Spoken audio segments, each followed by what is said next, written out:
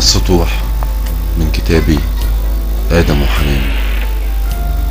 خدني الحنين للذكريات فقلت أطلع على السطوح، أفتكر حب اللي فات والألم يمكن يروح.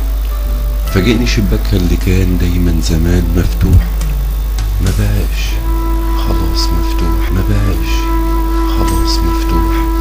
بس من شوقي الخشب لمحت نور وخيال لحد من وراه وزي صوت، وكنت نازل فرحت راجع وقلت اعمل اي صوت يمكن تسمعني فتفتح الشباك. وفضلت واقف متجمد هناك يمكن دقايق او ساعات، حالي هو محاوطني السكات، ملكاني حالة من الثبات كأني جثة لحد مات. فقلت انزل والخيبة ملياني، مش هفكر اطلع هنا تاني.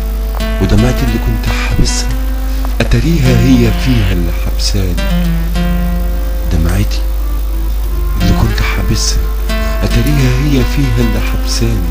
ما بقتش عارفة فين تروح، على وشي ولا على السطوح. والوجع ازاي اداريه؟ ده الجرح اللي طلعت اداويه أنا أكتر والألم زاد عليه.